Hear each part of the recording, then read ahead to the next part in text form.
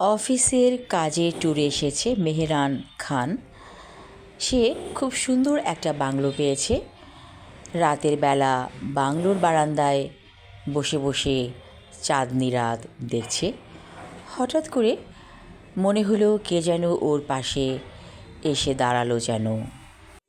দূরে চা গাছগুলোকে মনে হচ্ছে পাহাড়ের টিলার উপরে অপার্থিব কিছু।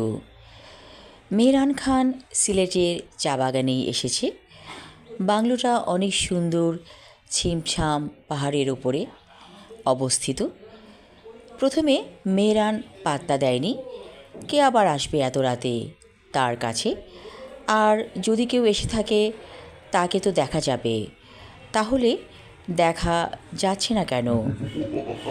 মেহরান খানের খুব ইচ্ছে হলো কফি খেতে। এত সুন্দর পাহাড়িয়া টিলার উপরে বাংলো, তার উপর দেখা যাচ্ছে পূর্ণিমার চাঁদ। এত সুন্দর দৃশ্যটাকে সারা জীবন স্মৃতির কোঠায় রেখে দিতে চায় মেহরান খান।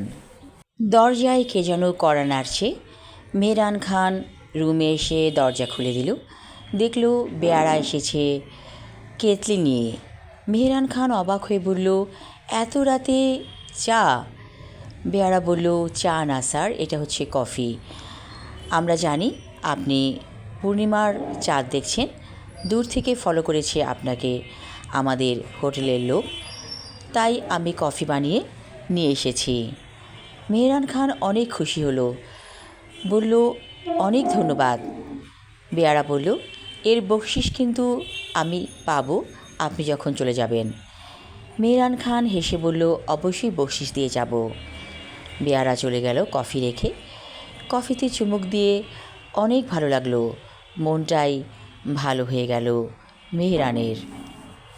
তবে একটা বিষয় নিয়ে ভেবে কুলকিনারা পেল না মেহরান। ও মনে মনে যা চাইছে তাই ওর সামনে হাজির হয়ে যাচ্ছে। এটা কি করে সম্ভব? কেমন করে এসব হচ্ছে? হঠাৎ মেহরান দেখল ফ্রিজে অনেকগুলো ড্রাই কেক মেহরানের অনেক প্রিয় খাবার। কিন্তু পেয়ারা যখন ট্রেটা রেখে গিয়েছিল তখন তো ফ্রিজে ড্রাই কেক ছিল না। তাহলে এই ড্রাই কেক এলো কোত্থেকে? আবারও চিন্তায় পড়ে গেল মেহরান।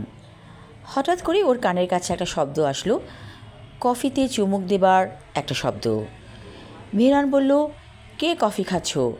সামনে এসে দেখা দাও, কেন আমাকে ভয় দেখাচ্ছ? হঠাৎ একটা আলোর ঝলক। তারপর মেহরান যা দেখল বিস্ময়ে হতবাক হয়ে গেল। দেখল একটা অপূর্ব সুন্দরী নারী ওর সামনে বসে কফি খাচ্ছে। মেয়েটার হাত ভরা চুড়ি, লাল রঙের কাচের চুড়ি। মেয়েটিকে দেখে মনে হচ্ছে যেন একটা পরী। মেহরান বলল, তুমি কি পরী? মেয়েটি মিটি মিটি হাসছে, বলল, আমার নাম অধরা, আমি এখানেই থাকি আশেপাশে। আমি আমার লেখা ছোট গল্প অধরা পর্ব 1 পড়লাম। পরবর্তী অংশ থাকবে আগামী পর্বে। ধন্যবাদ।